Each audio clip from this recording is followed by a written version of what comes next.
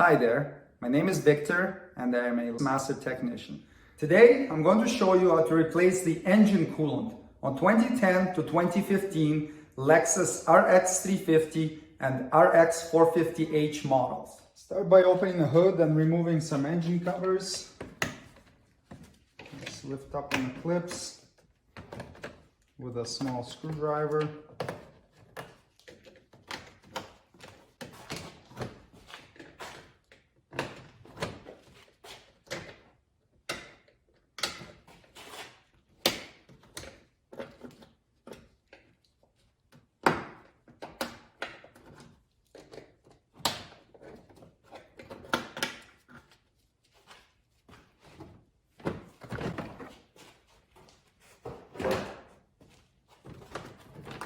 This one's got a hook here on the corner, so disengage that. And then lift up the engine cover. Grab it on each corner and pry it up.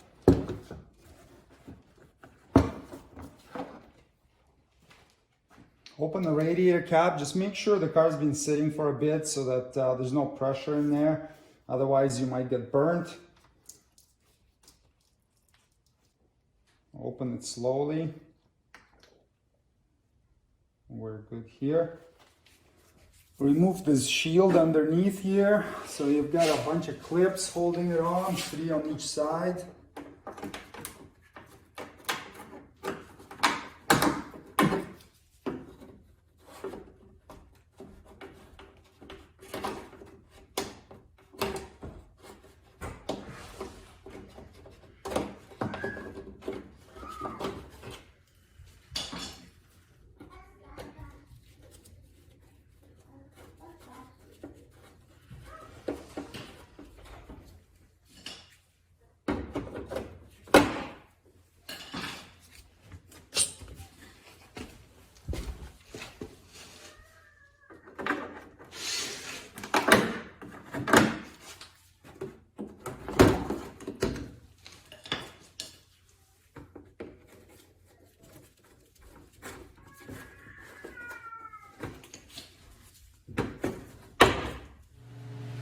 Now remove the 6 10mm head bolts.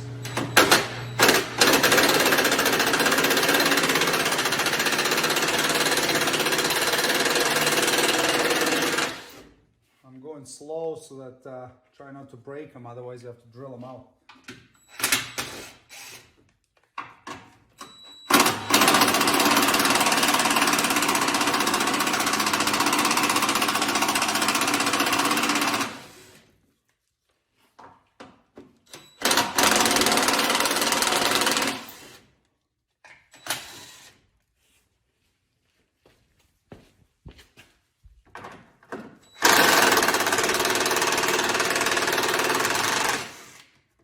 None of them broke, which is nice.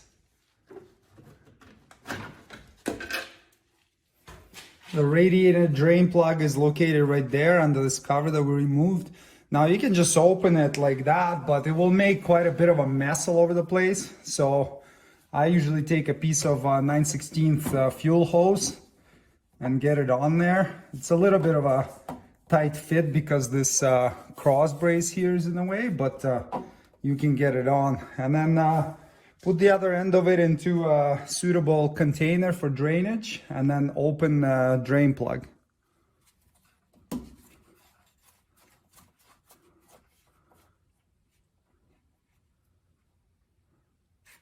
And now wait until all the coolant drains out of the radiator. When the coolant's done draining completely, close the drain plug and remove the hose. There are 2 engine block drain plugs on this model. So there's a rear one located right there. So this is a 2-wheel drive model, so it's pretty easy to access. On a 4-wheel drive, you'll have the transfer case in the way, so you'll need to access it from the back. So you would need to remove this cover right here and then go in from the back with an extension. And then you can reach up there and then you can see the drain plug from here. But with a 2-wheel drive, it's quite a bit easier and more accessible. So same as with the radiator, get a 5/16 piece of hose on there. And then open the drain plug with a 10mm socket.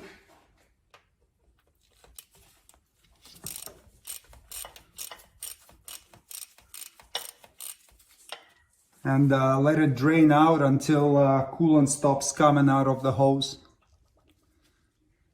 When the coolant stops draining, tighten the drain plug to 9 foot-pounds or nice and snug. And then remove the hose. So the second block drain plug is located in the front of the car, and it's hiding right there. So a little bit harder to access, but you can see where it is towards the left there above this oil cooler. So let's repeat the procedure with that one. It's really difficult to film in there because it's such a tight spot, but with some motivation you can get in there and get the hose on it, and then use a combination of sockets. Just try and see what fits in there. You'll see what I mean when you'll see it.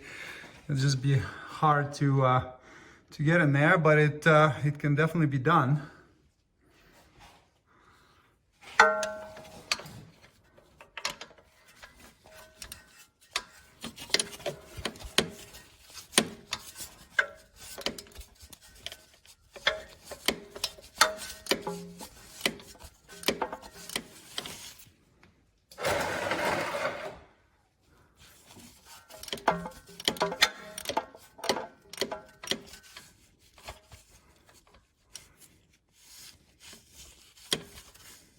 All right, it's draining. So let it drain out. I would just leave the socket there so you don't have to try to weasel it in there again. So wait for it to drain out.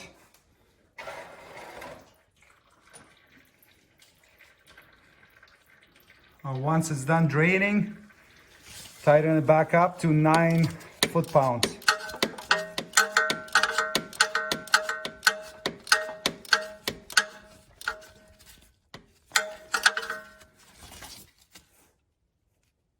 Nice and snug.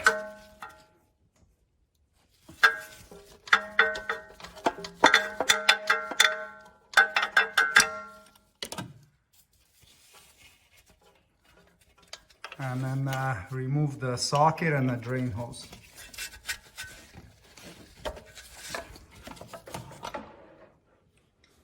Reinstall the lower cover.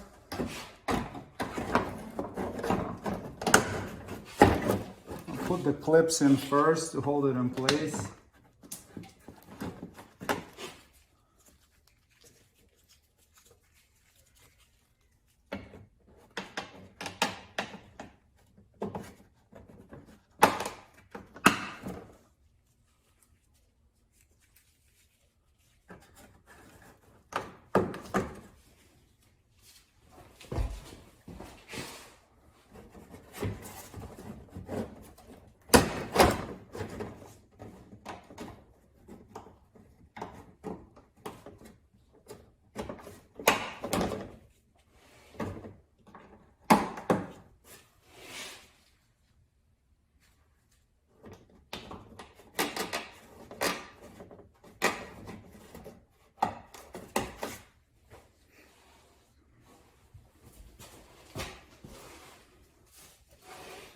Install the bolts. Doesn't hurt to spray some lubricant or put anti-seize on them so that they don't rust in place and don't break off when you have to do this next time. Or if you really want to go the extra mile, you can clean up the threads with a tap and put new bolts in there. Just depends on the condition.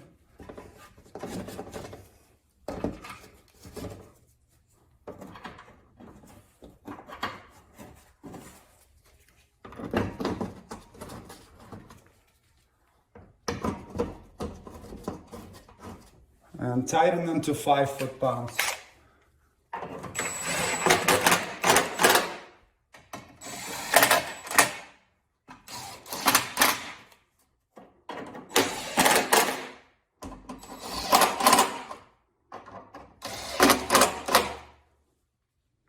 Now locate this bleed screw right there. It's right down below, right here. Loosen a bleed screw using a 10mm socket. You don't have to remove it completely, just loosen it a few turns. Makes life easier if you have a coolant bleeding funnel, because helps prevent some of the mess and makes it more convenient to bleed. Now start filling the cooling system slowly. Use only proper Toyota pink coolant. Don't ever put green or yellow or blue coolant in there. It can create sludge and problems. And fill it up really slowly. If you fill it slowly, it helps bleed the air out. If you dump a whole bunch in there, it can overwhelm the system and create an airlock. That's what I found in my experience anyways. And while you're filling it, keep an eye on that bleed screw that we opened earlier. So while filling it slowly, keep looking at it. And when you see coolant start coming out of there, then go ahead and close the bleed screw.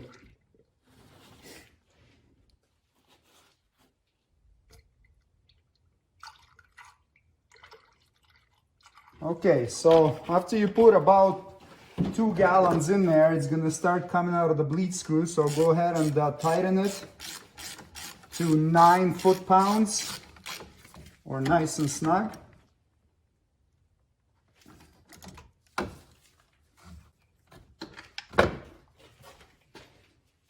After you tighten the bleed screw, keep filling the system with coolant slowly until you have maybe about a couple inches of coolant standing inside the funnel.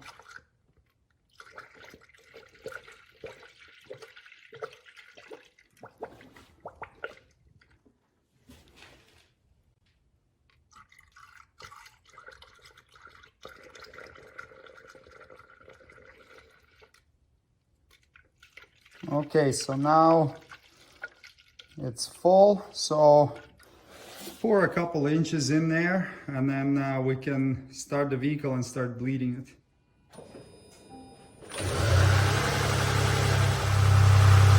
So keep running it.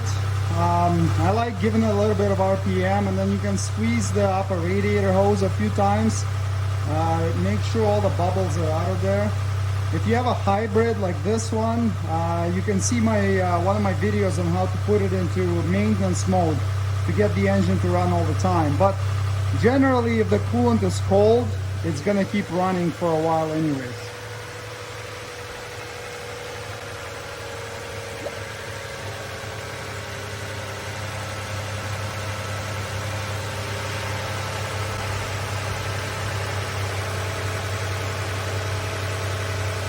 So keep running it, rev it up and down. And what I personally do is I take the heater and I put it on full blast hot. And then you know that the coolant is fully bled when there are no more bubbles coming out, and also when the heater is blasting full hot at idle.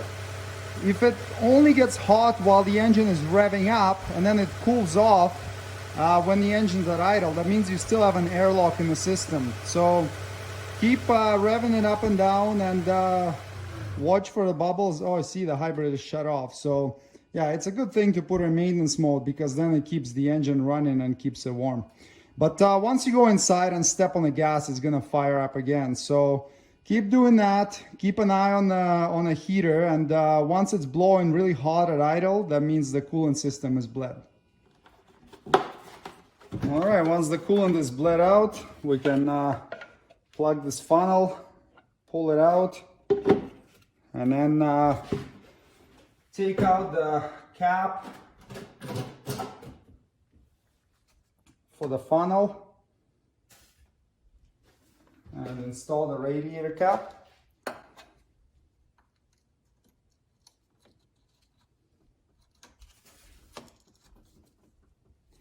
A little bit of coolant on the exhaust, making it steam. That's totally fine. Now open the overflow tank cap. And then what I do is I'll overfill it just a little bit over the full line, maybe by about an inch or so. Because that full mark there is for when the coolant is cold. But right now, since we bled it, it's fully warmed up. So it's expanded. And I'll overfill it maybe by about an inch usually. And that way, when it cools down, it will be right at full mark. Or you can just wait for it to cool down and then top it up to the full mark. But when you're in a shop, you usually don't get the chance. So put a little bit extra in there and you'll be good to go. I'll reinstall the reservoir cap. The hose just points down. It doesn't have any special place for it to rest. I'll reinstall the engine cover. So you have the 4 grommets right here that we're gonna line up with 4 little pegs. There's one here, here, here. So line it up, this cutout to the fuel filler neck. Or sorry, the oil filler neck, my apologies. And then clip it in. Now you can reinstall this cover. So on this side there's a little cutout and a hook on the bottom of the other one. So just make sure they engage into each other. And then this last cover can go on. There's a tab right here that fits into a slot on the cowl. And reinstall all the clips.